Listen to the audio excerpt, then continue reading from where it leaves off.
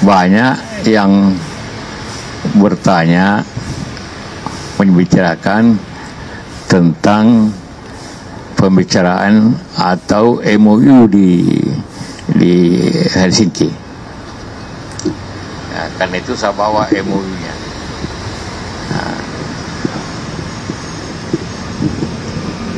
mengenai perbatasan itu,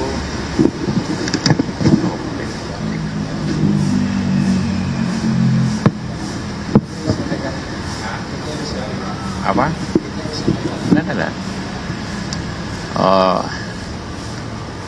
Ada di pasal 114, mungkin bab 1 ayat 1 titik 4 yang berbunyi, perbatasan Aceh merujuk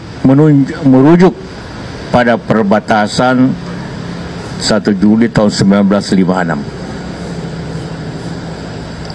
Jadi pembicaraan atau kesepakatan Helsinki itu merujuk ke situ. Nah, apa itu tahun 56?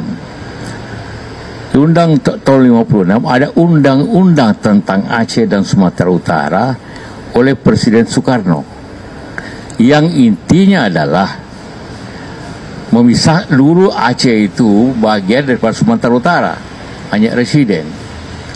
Kemudian Presiden, karena kemudian ada pemberontakan di sana, DITI waktu Daud Bere, maka Aceh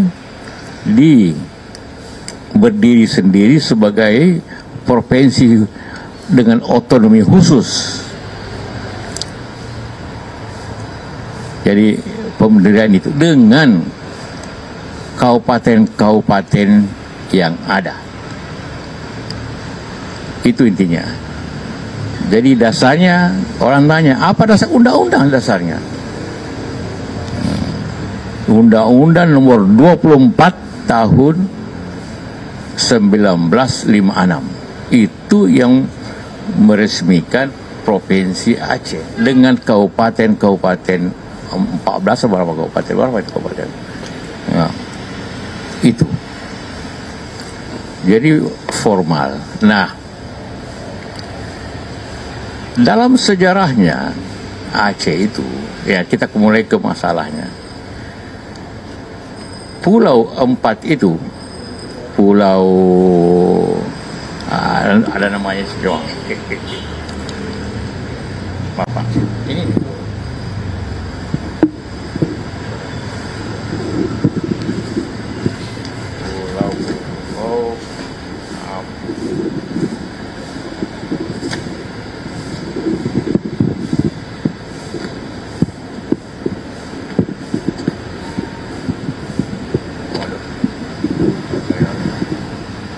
ya.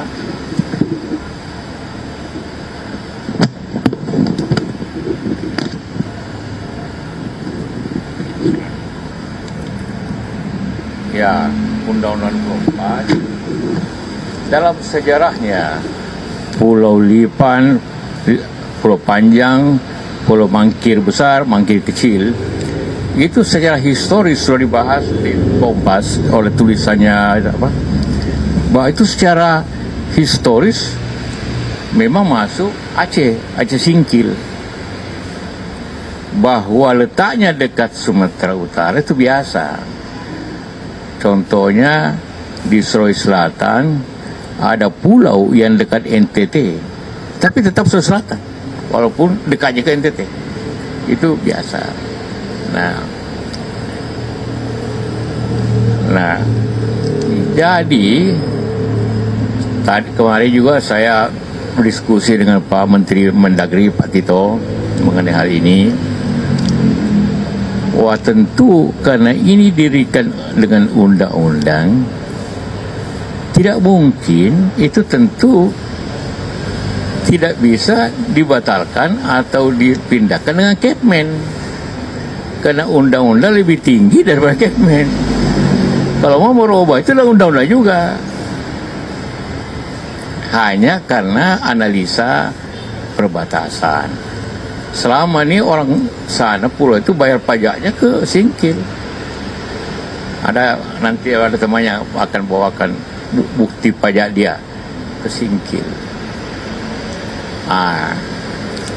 Jadi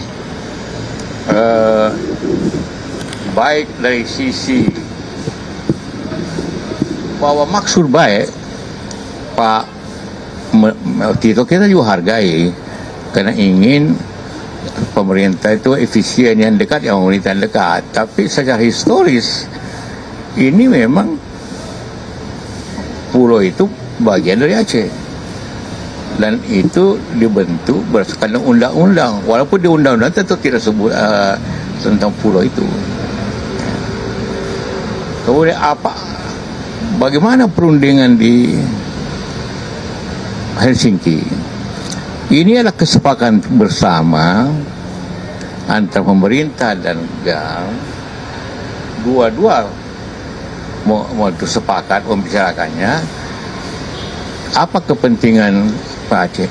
Ingin agar jangan ada katakanlah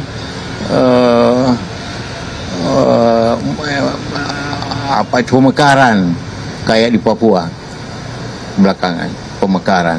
Karena kalau ada pemekaran lagi di Aceh, maka terpecah Aceh, timbul lagi masalah baru. Jadi pemerintah setuju. Nah, barangkali ingin menjelaskan Pak, bagaimana pembicaraan? Ya, pembicaranya tentu backgroundnya adalah karena kita tahu dulu Aceh pernah pemberontakan, itu gara-gara Aceh masuk ke Sumatera Utara. Kemudian dikeluarkan dengan undang-undang tadi tahun 24 dan 26 dikeluarkan kembali, Aceh menjadi provinsi Aceh dengan kabupaten-kabupaten yang disebut karena undang-undang tersebut. Orang GAM khawatirnya nanti ini bisa terjadi kejadian yang lama. Maka kita bicarakan batasnya apa? Ada undang-undang itu. Maka disebut batas tanggal 1 Juli tahun 56 itu ada tanggal dikeluarkannya undang-undang tadi, gitu Pak. Dan dua pihak sepakat. Karena tujuan kita kan waktu itu amanah pemerintah kepada delegasi untuk mencari penyelesaian yang diterima kedua pihak. Begitu Pak. Ya, jadi itulah kenapa keluar pasal 114 itu yang mengatakan perbatasan adalah sesuai dengan ketentuan tahun 1956. Ketentuan itu undang-undang. Karena itulah maka terjadi ini. Mudah-mudahan kita harap ada penyelesaian yang baik, saling baik. Karena ini masalah yang peka. Ya, saya kira itu. Ada yang tanya? Silakan. Padu perempuan. Dari? Ya, oke. Ada dua pertanyaan Pak. Yang pertama ya Pak, saya Haya dari Kumparan. Ada dua pertanyaan Pak. Yang pertama itu kan tadi Bapak juga sudah menyinggung soal isi dari MOU Helsinki yang menyatakan bahwa batas-batasnya itu merujuk pada tahun 56. Nah, tapi kemarin Kemendagri itu menyatakan bahwa dalam perjanjian perbatasan wilayah ini juga merujuk pada perjanjian antara Gubernur Aceh dan juga Gubernur Sumatera Utara pada tahun 92. Di mana dalam perjanjian itu katanya hanya batas darat saja yang diatur gitu. Nah, apakah dalam aturan tahun 56 ini sebenarnya juga diatur batas lautnya begitu. Nah, lalu pertanyaan yang kedua adalah kemarin bagaimana tanggapan Pak JK dari usulan dari Gubernur Sumatera Utara saat ini, yaitu Mas Bobi, yang menyatakan mengusulkan kalau misalnya di pulau-pulau ini ada sumber daya alam termasuk minyak dan gas untuk dikelola bersama antara Sumatera Utara dan Aceh. Terima kasih Pak. Iya. Karena ini dasarnya undang-undang, tentu yang mudah di darat. Di pulau, ya namanya pulau itu masuk dan sejak dulu dikelola oleh Aceh, orang bayar pajak ke Singkil. Ya, tentang apa tadi? Oh, setahu saya tidak ada pulau atau daerah yang dikelola bersama. Tidak ada siapa jadi bupati. Masa dua bupatinya? Nah, masa dua bayar pajaknya kemana? Ya, itu pulaunya tidak terlalu besar. Jadi bagi Aceh itu harga diri. Kenapa diambil? Dan itu juga masalah kepercayaan ke pusat. Jadi saya yakin ini akan diselesaikan sebaik-baiknya demi keibadah bersama. Toh tidak ada faktor penting di situ. Di situ kan tidak ada minyak, tidak ada. Mungkin saja beberapa hari ada, tapi hari ini tidak ada. Ya, silakan. Pak, jika saya Domo dari Tribun Timur dan Serambi Indonesia. Yang pertama,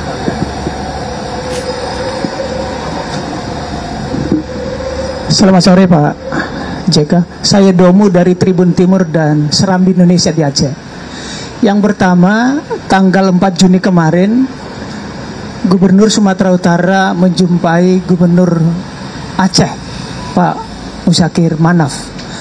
Reaksi yang tampak di media, Pak Muzakir segera meninggalkan Pak Bobi. Sebagai orang yang dekat dengan masyarakat Aceh, apakah Pak JK menangkap pesan dari sini? Apa sudah mengetahui pesan dari pertemuan itu? Yang kedua, apakah benar ada perebutan kekayaan alam di dua pulau ini antara Sumatera Utara dengan Aceh?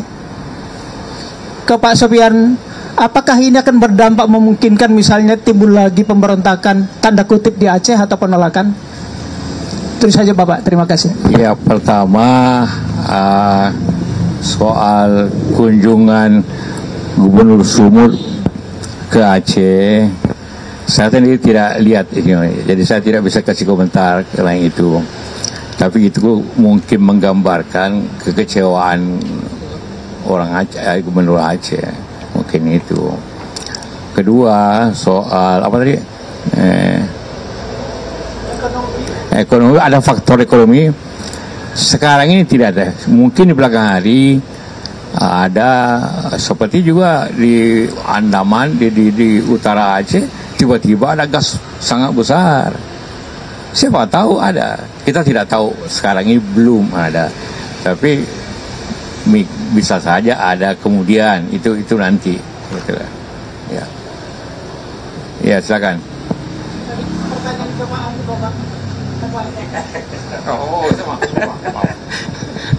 Jadi apa namanya, ketara kasus Pak JK kemukakan ini diselesaikan dengan baik-baik ya.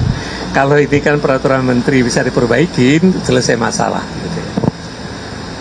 Ya, sekali lagi ini Kepmen tidak bisa merubah undang-undang, ya kan?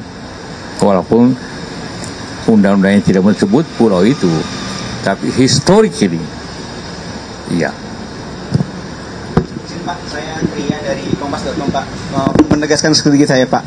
Tadi kan disebutkan kalau misalnya ketika perjanjian Helsinki sudah ditegaskan mengenai batas wilayah gitu. Namun belakangan juga muncul perdebatan katanya peta yang tahun 56 itu sulit untuk dibuktikan gitu kebenarannya dan karena minimnya data-data. Nah, apakah ketika karena kan Pak Sofian juga ikut terlibat dalam penyusunan gitu Pak. Apakah memang saat itu ketika perjanjian itu disusun acuannya itu memang sudah lengkap gitu Pak terkait data batas wilayah ini Pak, termasuk juga 4 pulau yang saat ini dalam tanda petik bersengketa gitu Pak. Terima kasih.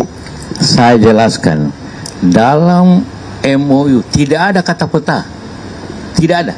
Saya ulangi lagi, perbatasan Aceh menunjuk kepada perbatasan 1 Juli tahun 1986. Jadi yang berbatas kabupaten ini Aceh, dan ini tidak sama sekali tidak menyebut peta, hanya perbatasan.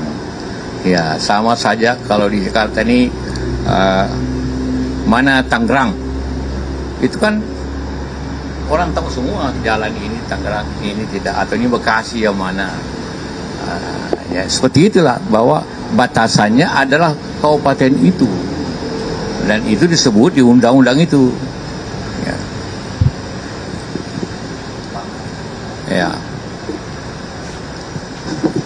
Izin Pak, saya Nata Arman dari Yanyus TV. Pak, mungkin apakah ada kaitannya dengan isu 4 pulau tersebut memiliki kekayaan migas sehingga baru saat ini diakuisisi oleh Provinsi Sumatera Utara, dan apakah akan adanya dampak dari perubahan dana APBD dari kedua daerah tersebut? Saya kira di sini kita tidak bisa berbicara dana. Kita berbicara apalagi dalam keadaan negara ini efisiensi tidak gampang. Jadi ini tentu adalah suatu upaya kita untuk negeri ini hidup damai dengan baik, bertetangga yang baik. Karena kalau seperti Anda punya rumah, tiba-tiba ada yang mengklaim pagarnya, pagarnya itu tentu marah kan, ya, atau apa. Jadi gitulah sebenarnya. Jadi mudah-mudahan saya yakin pemerintah bisa menyelesaikan dengan baik.